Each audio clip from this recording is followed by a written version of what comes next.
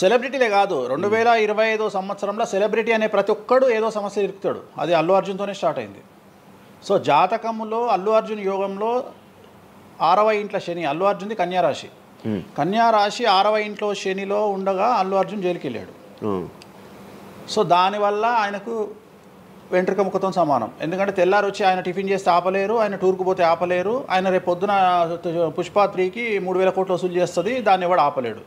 అంటే ఒక వ్యక్తిని జైలుకు పోయి ఇచ్చినంత మాత్రం ఎవడు ఆపలేడు. మహా అంటే బెయిల్ తీసుకొని బయటకు వస్తాం. ఇప్పుడు రేపు పొద్దున ఈ 11 మంది కూడా సరే జైలుకు పోతారా పోరా అంత తీవ్రమైన నేరమా నాకు ఐడియా లేదు. సో వాళ్ళు పోయినా మళ్ళీ 10వ రోజు వచ్చి మళ్ళీ 11 నాడు వాళ్ళు మళ్ళీ స్టేటస్ పెట్టుకుంటారు. దానివల్ల పెద్ద ఒక కొంపలముని ఏదేం లేదు. కాకపోతే ఇక్కడ జాతక రీత్యా ఎందుకే ఇప్పుడు జరుగుతుంది అంటే, ఎందుకు జరుగుతుంది అంటే, ఎవరి జాతకంలోనైతే ఆ ప్రత్యేకమైనటువంటి టైమింగ్ వస్తుందో ఆ టైమింగ్లో ఉండేవాళ్ళు జైలుకు వెళ్ళడమో, సమస్యల పాలవడమో, మీడియాకి ఎక్కడమో. ఇప్పుడు అందరూ మీడియాకి ఎక్కిన అందరు జైలుకి వెళ్ళరు. సో ఇంకోటి ఏంటంటే, ఇప్పుడు ఒకప్పుడు జైలు అంటే భయము, ఇప్పుడు జైలు అనేది క్వాలిఫికేషన్ అంటే జనరల్గా ఇప్పుడు పొలిటీషియన్ అయితే జైలుకు పోగానే సీఎం అవుతాడు అనే నమ్మకం వచ్చింది అందరికీ. అట్లనే కొన్ని నమ్మకాలు వచ్చినాయి. ఇప్పుడు అల్లు అర్జున్ పోయి వచ్చాడు, ఏమైంది? సో అదే సినిమా ఇంకా ఆయన అనుకున్న దానికంటే ఇంకా కొద్దిగా ఎక్కువ డబ్బులు వసూలు చేసింది. సో ఇప్పుడు వీళ్ళు కూడా అంతే. కాకపోతే జాతకాల్లో చూసుకోవాల్సింది ఎందుకు ఇట్లాంటివి జరుగుతాయంటే, అష్టమ శని అంటే 8వ ఇంట్లో శని వచ్చినప్పుడు, 6వ ఇంట్లో శని వచ్చినప్పుడు, 12వ ఇంట్లో శని వచ్చినప్పుడు, 1వ ఇంట్లో శని వచ్చినప్పుడు, 6వ ఇంట్లో గురువు వచ్చినప్పుడు, 12వ ఇంట్లో గురువు వచ్చినప్పుడు ఇలాంటి సంఘటనలు వ్యక్తిగతమైన జీవితంలో జరిగే అవకాశాలు ఉంటాయి. ఇప్పుడు ఏదైతే కన్యారాశికి ఈ నెల 30 వరకు బ్యాడ్ ఉందో అది తులారాశికి షిఫ్ట్ అవుతుంది 1వ తారీఖు నుండి. అంటే ఏప్రిల్ 1వ తేదీ నుండి రాబోయే 2.5 సంవత్సరాల పాటు తులారాశి సెలబ్రిటీలు ఎవరైతే ఉంటారో వాళ్లకు సేమ్ సంచలనాలు, జైలుకు వెళ్ళడాలు, ఇలాంటి సమస్యలు అనేటువంటివి రాబోతున్నాయి. వేణుస్వామి గారు చేసిన తప్పులకి నలిగిపోతూ ఆయన మీద జరుగుతున్న ట్రోల్స్ తీయించడానికి లక్షలు ఖర్చు పెడుతున్నాడనే పబ్లిక్లో టాక్ అనేది నడుస్తుంది. అది ఎంతవరకు నిజం? అసలు పట్టించుకొని అవి ఎంజాయ్ ట్రోల్స్ని ఎంజాయ్ చేస్తారా? ట్రోల్స్ని ఎంజాయ్ చేస్తాను నేను. ట్రోల్స్ని ఎంజాయ్ చేస్తాను నేను. ఎందుకు అంటే నేను నమ్మేది ఏంటంటే, any publicity is good publicity అని నమ్మే వ్యక్తిని నేను. బ్యాడ్ ఆర్ గుడ్ పబ్లిసిటీ నేను అనే పాయింట్ ఏంటంటే, ఒక అంబానీ ఫ్యామిలీ పెళ్లిళ్ళు చేసుకున్నారు, 5,000 కోట్లు ఖర్చు పెట్టి పెళ్లిళ్ళు చేసుకోవడానికి ప్రధానమైన కారణం ఏంది? పబ్లిసిటీ పిచ్చి. వేణుస్వామికి 500 కోట్ల పబ్లిసిటీ ఫ్రీగా వచ్చినప్పుడు ఎందుకు వద్దంటాడు? పిచ్చిన కొడుక వేణుస్వామి అన్న కాదు కదా. ఒక ప్రైమ్ టైంలో 7 గంటలకు నేను ఒక ఛానల్లో అరగంట షో కొనాలంటే నాకు కనీసం ₹1,00,000 అవుతుంది. నేను పిచ్చిన కొడుకునా? నాకు వచ్చే పబ్లిసిటీ ఎంత ఎక్స్ట్రీమ్ పబ్లిసిటీ వస్తుంది. నేను ఎప్పుడు బాధపడతా? నా లైఫ్ డిస్టర్బ్ అయినప్పుడు బాధపడతా, నా ఫైనాన్షియల్ రూట్ ఆగిపోయినప్పుడు బాధపడతా. ఇప్పుడు నేను 12వ సంవత్సరంలో సినిమా ఇండస్ట్రీకి వచ్చిన. నా కమాండింగే మీడియా, నా కమాండింగే సినిమా ఇండస్ట్రీ, నా కమాండింగే పొలిటికల్, నా commanding all aspects of life. అలాంటి నేను నా జాతకాన్ని అంటే ఏం తెలియకుండానే బ్లైండ్గా వచ్చి మీడియా ముందర మాట్లాడేసి దొబ్బులు తిని వెళ్ళిపోదాం అనుకుంటున్నా? అంటే నాకంటూ కొన్ని క్లారిఫికేషన్స్ ఉంటాయి కదా. ఇప్పుడు ఉదాహరణ, ఇప్పుడు ఒక వ్యక్తి మీద ఒక లీగల్ అలిగేషన్ వచ్చినప్పుడు వాడు యాంటిసిపేటరీ బెయిల్ తీసుకుందామా, లాయర్ను మాట్లాడుకుందామా, ఏం చేద్దాం అని ఆలోచిస్తాడు కదా. అట్లనే మనం అడవిలోకి వెళ్ళేటప్పుడు టైర్ పంక్చర్ అయితే ఏం చేస్తామని ఆలోచించుకుంటాం కదా. అట్లనే ఒక అడవిలో ట్రావెల్ చేసినప్పుడు మనం ఆలోచించుకొని ట్యాంక్ డీజిల్ ఫుల్ చేయించుకుంటాం కదా. సో అట్లా నాకు ఉండవు ఆలోచనలు. నేను ఆలోచించుకోకుండానే ఇలాంటి పనులు చేస్తున్నా. సో వేణుస్వామిని దెబ్బ కొట్టాలి అన్నా, ఎవరిని దెబ్బ కొట్టాలన్నా ఫైనాన్షియల్గా దెబ్బ కొట్టాలి. బట్ నేను అవకాశం అవతల వాడికి ఇయ్యాను. కారణం ఏంటంటే, ఒక ఎలుకలాగానో ఒక పాములాగానో, ఒక ఎలుక కానీ పాము కానీ తన శత్రువుల దాడి నుండి బయటికి రావాలంటే 7 నుండి 8 బొక్కలు చేసుకుంటుంది ఒక హోల్లో. అంటే ఇటు రాడ్ పెడితే ఇటు వెళ్ళిపోతుంది, ఇటు రాడ్ పెడితే ఇటు వెళ్ళిపోతుంది. సో అట్లనే నేను ఒక 4-5 రకాల ఆర్థిక వనరులను ఏర్పాటు చేసుకున్నా. నా మెయిన్ ఇది కాదు, ఇది కాకుండా ఇంకా 4-5 రకాల ఆర్థిక వనరులను ఏర్పాటు చేసుకున్నా. ఈరోజు దుకాణం బంద్ చేయమంటే ఇదే క్షణంలో దుకాణం బంద్ చేసి కాలు మీద కాలేసుకొని నా పనులు నేను చేసుకుంటాను. సో అంత కంఫర్టబుల్ జోన్లో ఉన్నా నేను. సో నాకు టెన్షన్ లేదు. నాకు అంటే నన్ను ఎవడో ఆపేస్తాడు, నేను ఆగేయాలి ఏం లేదు, హ్యాపీగా వెళ్ళిపోతుంది. సపరేట్ బిజినెస్లు ఉన్నాయి నాకు. 190 వ్యాపకాలు ఉన్నాయి నాకు.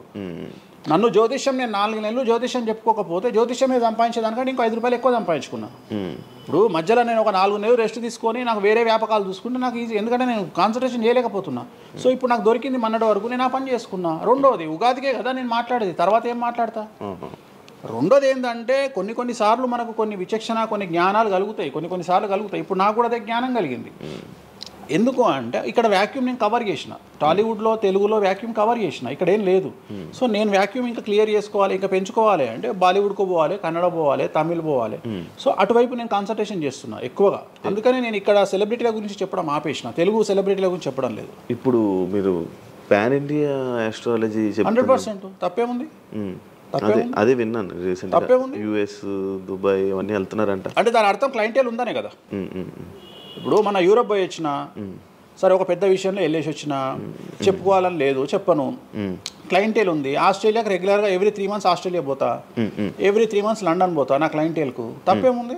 అంటే ఉన్నట్టే కదా, నేను అనేది ఉన్నట్టే కదా. ఇప్పుడు విచక్షణ కలిగిన వాడు ఆలోచిస్తాడు.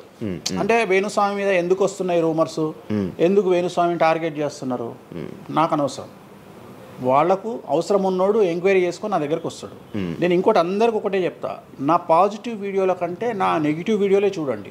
ఫస్ట్ జనాలు నన్ను ఎక్కిన వీడియోలు చూడండి, నన్ను దొబ్బిన వీడియోలు చూడండి, నా గురించి నెగిటివ్గా పెట్టిన వీడియోలు చూడండి. అప్పటికీ మీకు నా మీద నమ్మకం కలిగితేనే నా దగ్గరికి రండి, లేకపోతే రావద్దు. ఫస్ట్ వాటిని ఎంజాయ్ చేయండి, వాటిని ఫుల్ ఎంజాయ్ చేయండి, చేసి నా దగ్గరికి రండి. అట్లాంటి వాళ్ళే నా దగ్గరకు వస్తారు. అవునా? నాకు అదే కావాలి. చెప్పారా? నాకు అదే, నాకు టీవీలో ఇప్పుడు కూడా చెప్తున్నా కదా, వాళ్ళు వచ్చిన వాళ్ళు ఎవరైనా వచ్చిన వాళ్ళు చెప్తారు కదా. ఇప్పుడు ఉదాహరణ ఏమంటారు అంటే, ఇప్పుడు కామాఖ్య ఉంది, కామాఖ్యకి వెళ్తే ఇప్పుడు ఎవరో ఒకళ్ళు పబ్లిసిటీ చేసిరు, కామాఖ్యలో నాన్ వెజ్ ఉండదు, లిక్కర్ ఉండదు అని చెప్పి పబ్లిసిటీ చేసిరు. చెయ్యంగానే నా కామాఖ్య మెట్లెక్కగానే కనిపించేది నాన్ వెజ్, కామాఖ్య మెట్లెక్కగానే కనిపించేది లిక్కరు, గర్భగుడిలో ప్రదర్శనం చేస్తున్నంతసేపు మనకు కనిపించేది నాన్ వెజ్, లిక్కరు. సో అక్కడికి ఇప్పుడు ఎగ్జాంపుల్ చెప్తా. ఇప్పుడు శివ అనే వ్యక్తి కామాఖ్యకి ఇంతవరకు వెళ్ళలేదు. సో ఇప్పుడు ఏమనుకుంటాడంటే, వేణుస్వామి గురించి చెప్పిన ప్రచారాన్ని శివ నమ్ముతాడు. నాకు అదే కావాలి, ఇప్పుడు నమ్మడమే కావాలా. కానీ శివ నెల తర్వాత కామాఖ్యకి వెళ్తాడు. వెళ్ళిన తర్వాత ఎక్కడ చూసినా అడుగున నాన్ వెజ్, లిక్కర్ కనిపిస్తుంది శివకు. శివకు లాస్ట్కు ప్రసాదం కూడా నాన్ వెజ్ ఇస్తారు, ప్రసాదం కూడా లిక్కరే ఇస్తారు. అంటే తాగున ఆయన అని చెప్పి చేతిలో పోస్తారు. అంటే తీర్థంలో లిక్కర్ పోసి మీకు తీర్థం ఇస్తారు, మీరు తీర్థం తాగుతారు, లిక్కర్ పోసిరు. అప్పుడు ఒకసారి మీకు గుర్తొచ్చేది ఎవరు? వేణుస్వామి. ఓహో, వేణుస్వామి చెప్పింది 100% నిజము. అంటే మనం మూర్ఖులము, ఇన్ని రోజులు నమ్మింది, మనం తప్పు చేసినాం వేణుస్వామి విషయంలో లేదు. అక్కడికి వెళ్ళే వాళ్ళు క్షుద్ర పూజలు వీళ్ళు వాళ్ళు వెళ్తుంటారు. అసలు క్షుద్రం అంటే ఏంది? క్షుద్ర పూజలు శ్మశానంలో చేస్తారు. ఇవి వామాచార పూజలు. మందులలో, అలోపతి మందుల్లో రెగ్యులర్ మందులు స్టిరాయిడ్స్ లాగా, స్టిరాయిడ్స్ అనేవి ఇవి. సో నాలెడ్జ్ లేకపోతే నిమ్మకాయలు పెట్టిన ప్రతి చోట క్షుద్ర పూజ అంటే, శ్రీకాళహస్తిలో నిమ్మకాయలతోనే పూజ చేస్తారు. క్షుద్ర పూజ నాది అంటే వేణుస్వామి పూజలు చేయడం క్షుద్ర పూజలు, వామాచార పూజలు. నేను అనేది ఏంటంటే, నేను ఇప్పుడు ఇందాక అదే చెప్పిన, అనేవాడు ఫిల్టర్ లేకుండా ఎన్నన్నా అనుకోని, ఒకవేళ అట్లా అనుకుంటే వేణుస్వామి క్షుద్ర పూజలు చేస్తే సోషల్ మీడియాలో ఎందుకు పెట్టుకుంటాడు? నా లైఫ్లో నేను చెప్పేది ఒకటే, నేను ఆస్ట్రాలజీలో కానీ బ్రాహ్మణ్ కమ్యూనిటీలో కానీ నేను సన్నీ లియోను.